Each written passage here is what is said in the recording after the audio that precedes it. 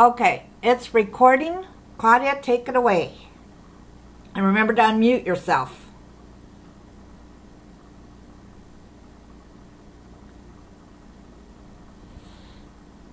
You can't unmute. Oh, okay, I guess I've got to unmute everybody. How do I do that? I will unmute. Let's see. Hold on a minute. There's got to be a way to.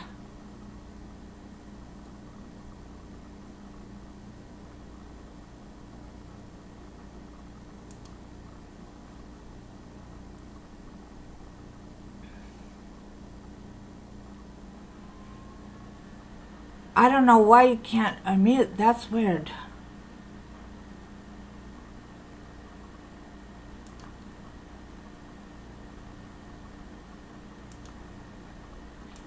Okay.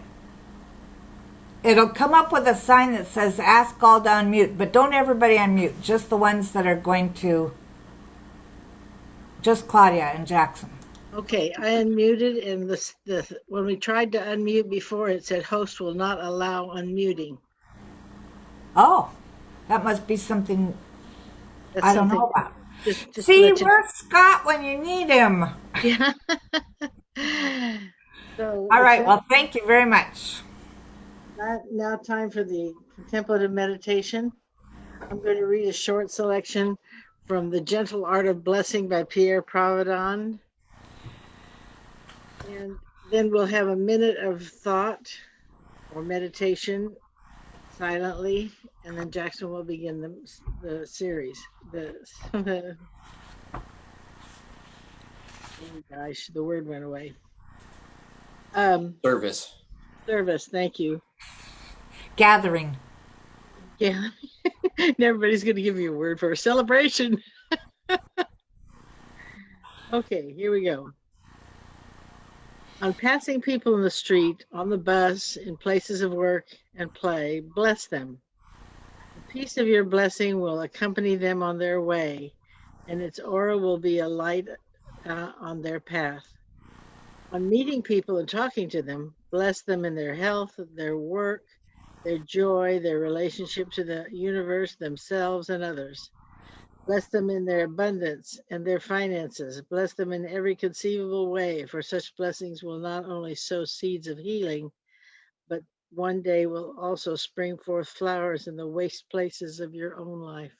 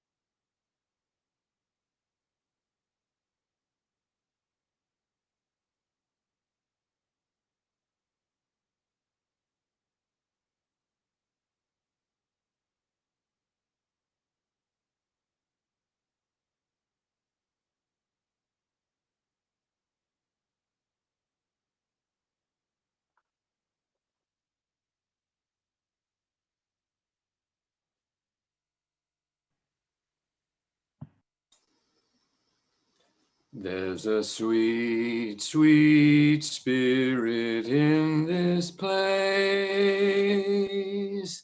and I know that it's the Spirit of the Lord. There's a sweet expression on each face, and I knows that it's the presence of the Lord.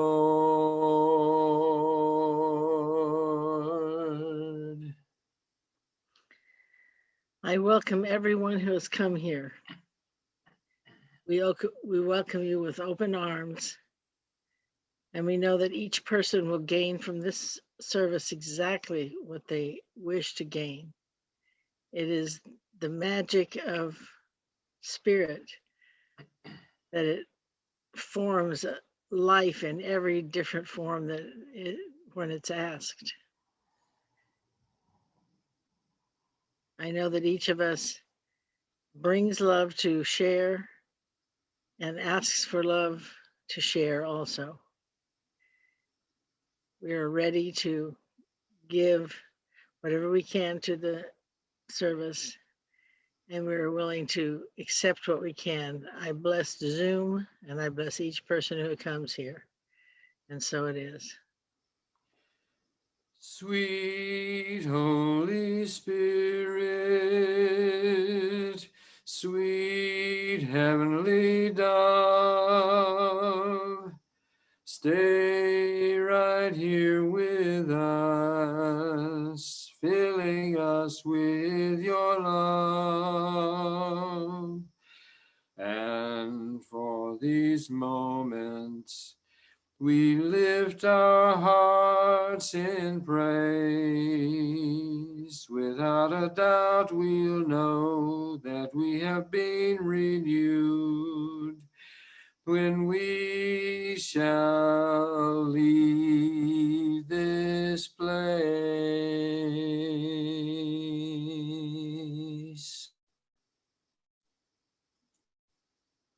Thank you, and we welcome again, Angelica. And thank you, both of you. I always like that part of our service. It works so well.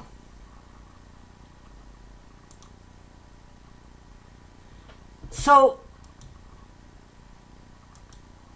there we go.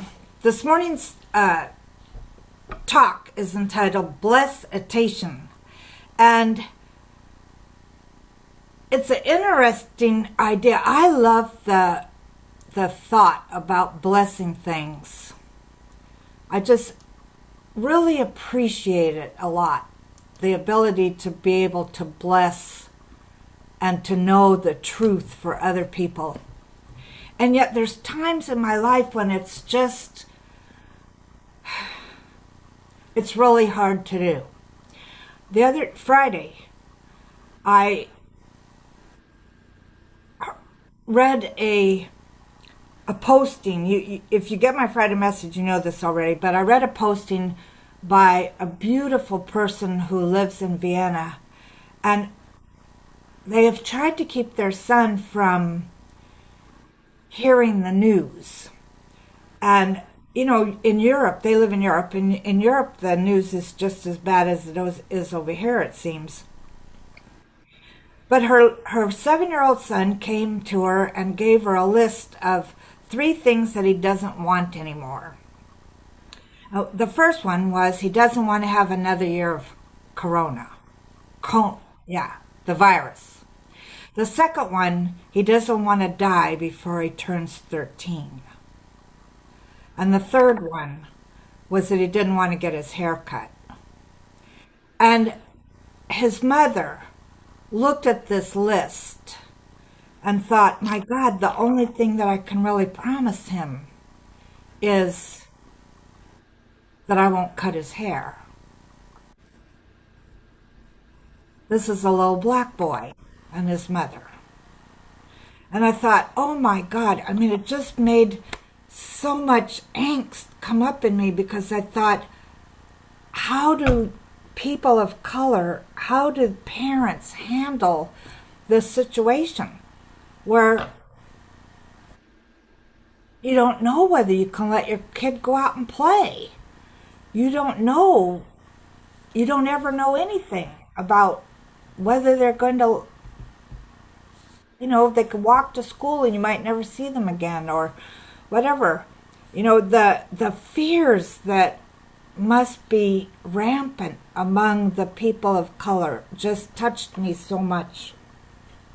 And it reminded me of a conversation that I had with Dr. David Alexander, who used to have a church up in Oregon and then moved to Atlanta, Georgia. And he told me, I was the regional sport coordinator at the time, and I asked him if he was excited about it and when he got hired there, and he said yes. And one of the reasons he was excited was because he had a church in Oregon in Lake Oswego, which is totally white.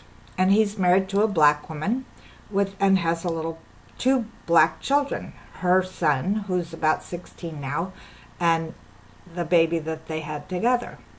And he wanted his children to be able to be raised around their culture. And so they moved to Atlanta. And he put, Friday, he put a meme on there that said, "Parents of black children pray differently."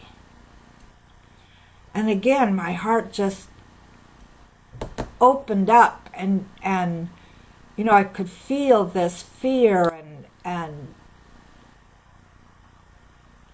of course we've been bombarded by the news lately, and it seems like every time I turn on the television, if it's on a news channel, there's something about a black male being killed, and it doesn't matter what age they are. And I just, Friday, it was like, what are we doing? What are we as a culture, as a race, as humanity doing? And I don't know, I was just having a really hard time dealing with it. I'm still having a hard time dealing with it, except that my response in my Friday message was, the only thing I know how to do right now is pray harder. And so this idea of blessing is a good thing to talk about. Blessing to me is, first let me share with you some quotes. One's from Thomas Troward. "The whole problem of life consists in finding the true relation of the individual to the universal originating spirit." In other words, if you put it in plain English, the whole problem is feeling separate from the divine, feeling separate from God. And the second quote I picked was from the Tao of Leadership by John Hyder. He says, "All power derives from conscious or unconscious cooperation with the principle." Now, the interesting thing about principle is it doesn't judge our choices as negative or positive. It doesn't judge them as good or bad.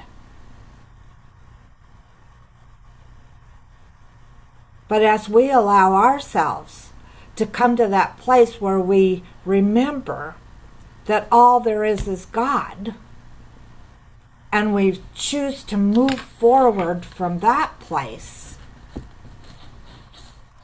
then we have a better chance of surviving all of this.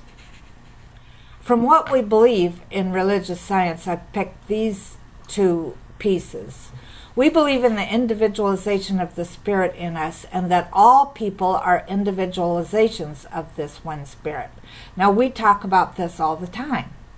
That there's only one life, that life is God's life, that life is our life too. That life is the life we're living right now.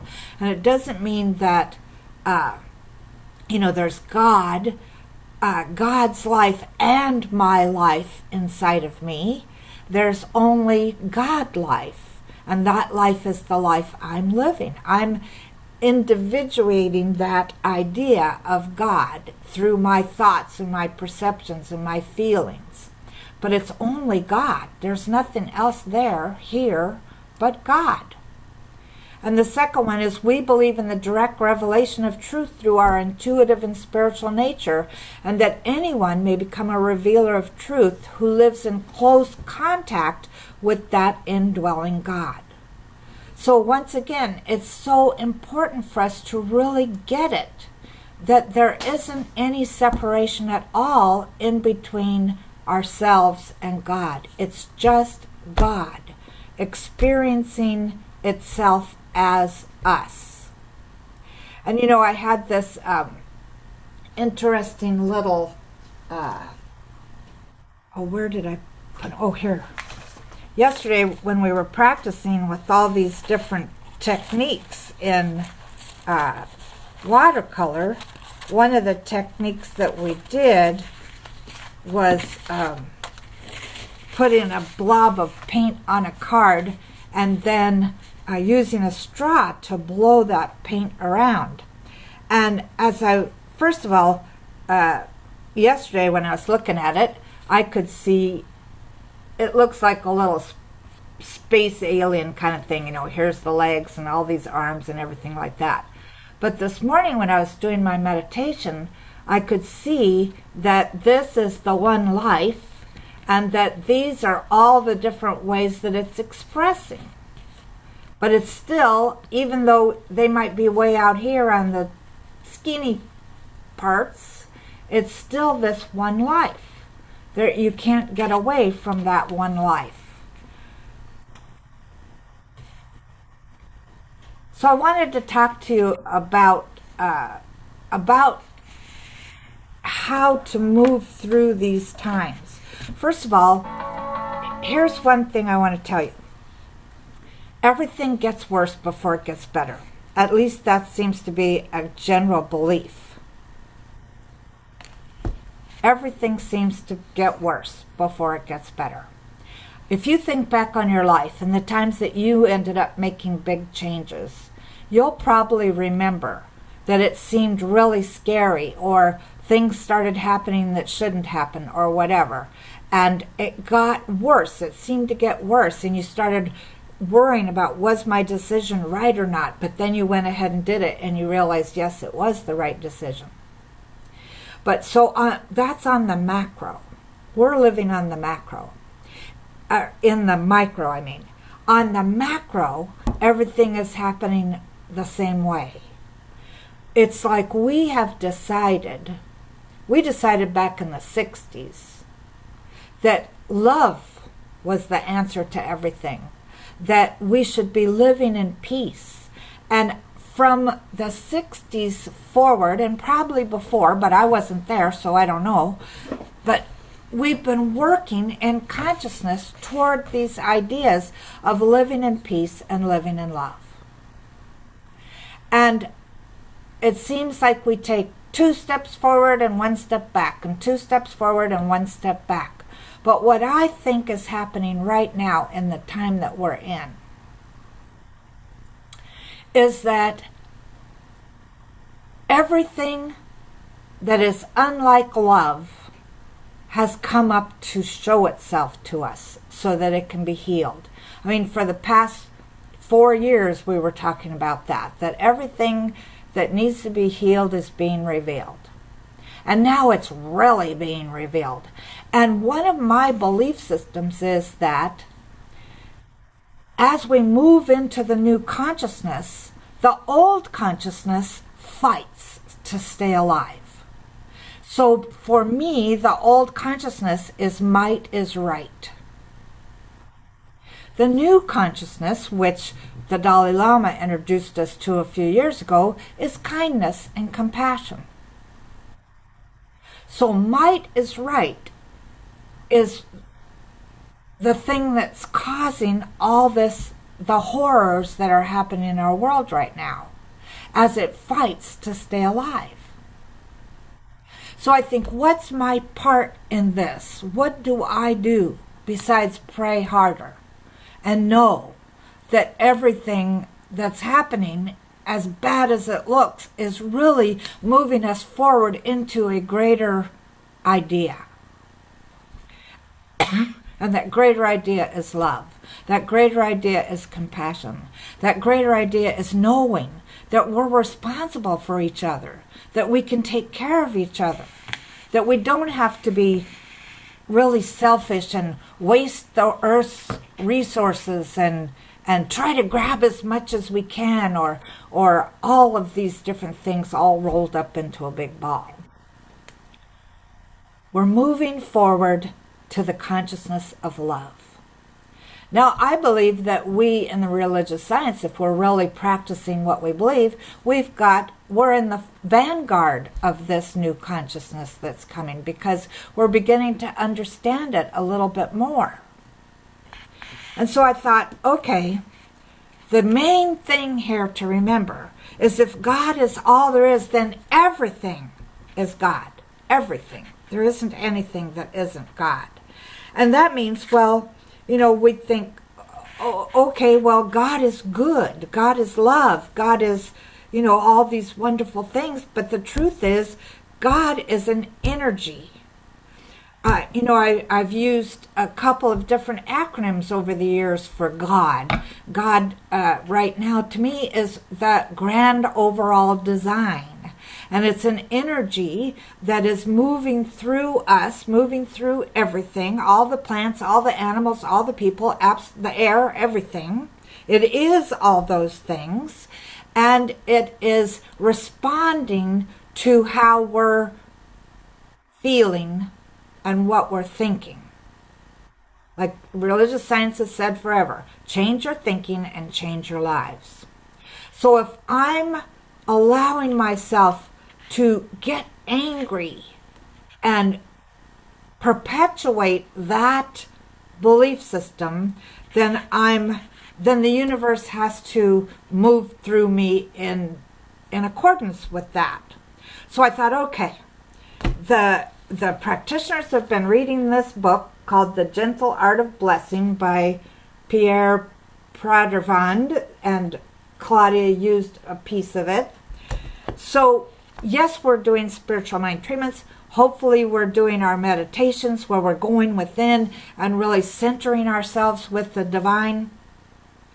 And here's another tool that we can use, and that's blessing. So I invite us all, Bless-itation is a little play on meditation, right? So blessing, meditating on being the one that confers the blessings. And one of the things that's so great about being able to confer blessings is you get them in return. And we know this because it's the law of reciprocation. So first of all, blessing has been around forever. Probably ever since there was any sort of organized religion. I mean, last night I went through Google and I looked up blessing in Hinduism, blessing in Buddhism, blessing, and all these different religions, and everybody has them. So the idea of blessing. Shut up, phone. The idea of blessing is an ancient one. It's been around forever. It's been through all cultures. And what does blessing mean? It means to invoke divine care upon. That's its actual definition. To invoke divine care upon someone that you're giving a blessing to. So maybe for us, blessing is to acknowledge that omnipresent universal beauty of the divine in each and every person. And it's to activate the law of attraction. For me, giving blessings is a way for me to keep myself centered. Because what I know is, when I'm blessing something, I can't judge. You can't do two things at once. So I'm developing this act of blessing, going around blessing everything in my life, as a simple way to develop a constantly centered awareness. And it's a way to stay out of judgment. I just flashed on something my foster mother used to say. She would say, God bless them, and God knows what kind of blessing to give them. And the way she said it meant it wasn't going to be a very good blessing. So it was kind of funny. But what I know is that if we go about our lives and we consciously allow ourselves to confer blessings upon everything, what we're doing is using just another tool to recognize the divinity in everything. So, for instance, you go out, if I was to walk through my house right now to go outside, I could bless my cats that are sitting in the living room in the spots in the sun. I could bless opening the door of my home. I could bless my home. I could bless being able to walk outside and feel the sun on my skin. I could bless the abundance of weeds that think they're my lawn. I could bless all my rose bushes for all the buds that are starting to show up. I could bless the feral cats that are outside laying in the sun. And if I was to go out the other door, I could bless a car that takes me to where I want to go. I could bless the ground that I'm walking on. I could bless absolutely the air that I'm breathing, the clouds I might see up in the sky. We could bless everything, and what we're doing is recognizing that it's Spirit in us, as us, that is doing the blessing. And I started to think about that as far as these things that have happened. So how could I bless somebody that pulled out their gun and shot somebody and then said, "Oh, I thought it was my taser"? Do you know that I watched a video on YouTube that was Pat Robertson? Now, you know who Pat Robertson is, right? That preacher that is very fundamentalist, that has lots of things to say about everything. But he actually said that he could not believe that anybody could mistake a gun for a taser, and he had a gun and a taser on the table in front of them. And it was, he picked them up and he's talking about them, and he said he's pro-police, but really something needs to be done. And it just sort of floored me that he was saying those things that he was saying. But this whole idea of how do I bless that person that killed the other person? How do I move beyond the grief and the horror and all the feelings that it brings up? It's like in those instances we have to really consciously train ourselves. And blessing something doesn't mean that you approve of it. It doesn't mean that you even like it. It means that, as I said before, that we're acknowledging the divine. And I started to think, well, what good would that do? What good does it do if I see something as horrific as I've been seeing on the news and I give them my blessings? It sounds like I'm giving them permission. And yet that's not true. What I'm doing is moving myself to a place where I can recognize that this too is God. That person is also God. There is nothing that can stop it.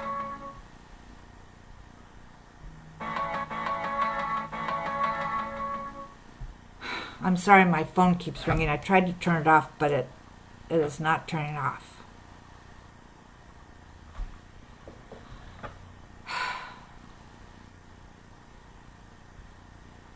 So this is what I want us to do this week.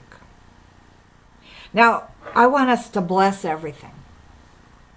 I want us to realize that we're not blessing them like you see the movies where they take the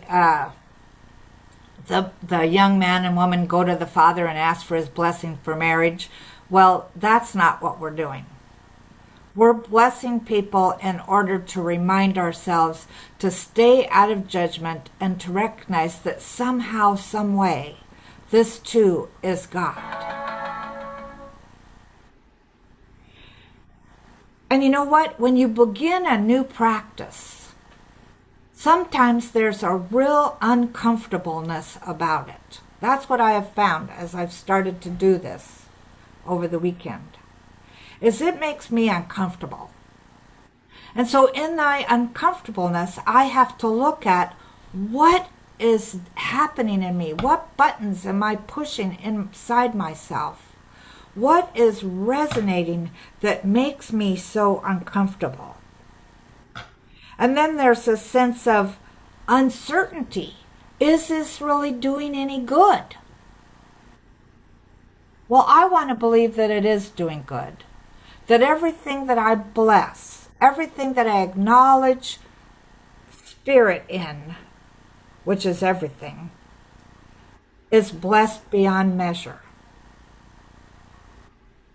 So for me, my opportunity has been to feel that sense of hesitation, that sense of uncomfortableness, and to appreciate it and to look at why, but not to allow it to impede my forward progress in this thought of blessing everything. Blessing everything.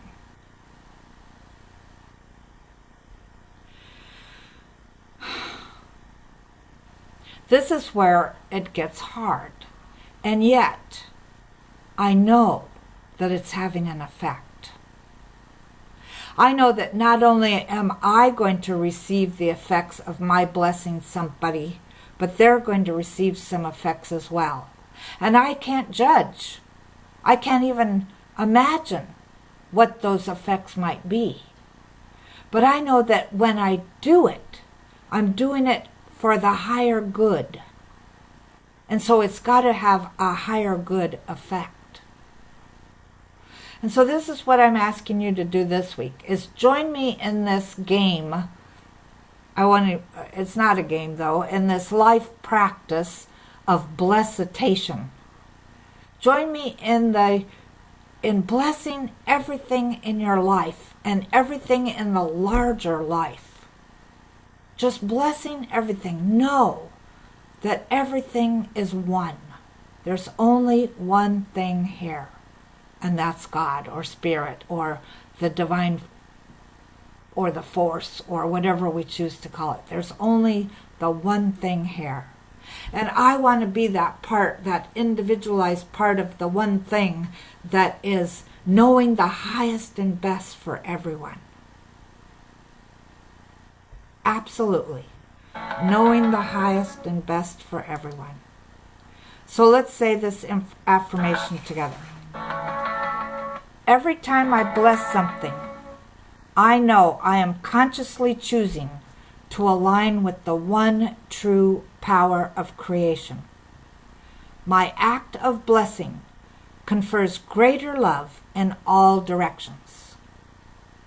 Every time I bless something, I know I am consciously choosing to align with the one true power of creation. My act of blessing confers greater love in all directions. And let's treat.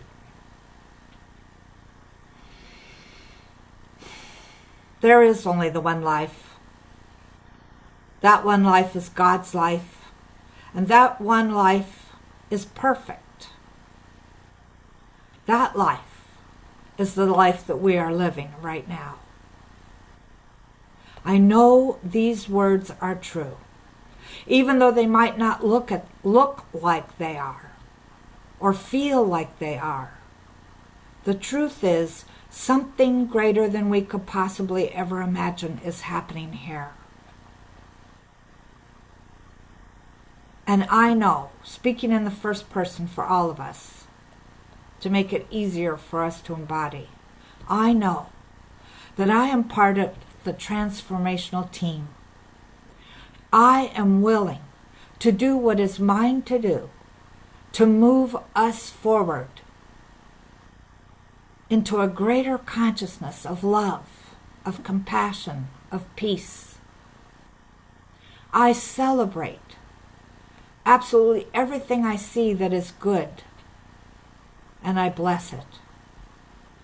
And as uncomfortable as it might be, I bless everything that is not good, and bless that as well. All of this is in consciousness.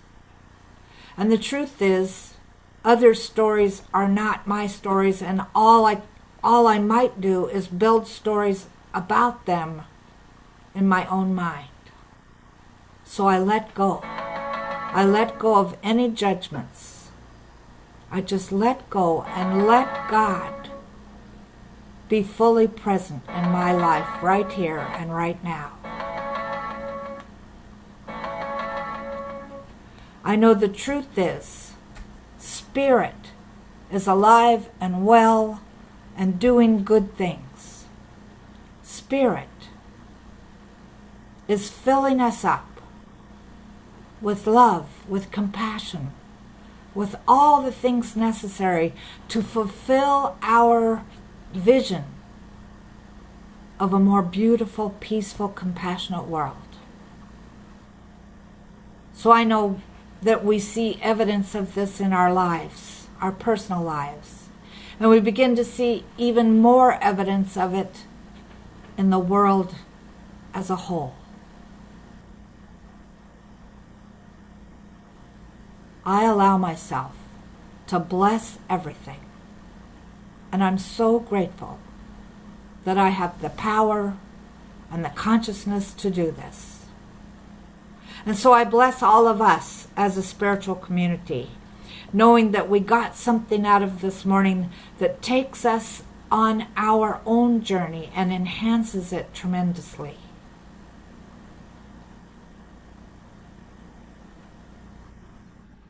And with a grateful heart, I release these words into the law, knowing they are so, and so it is.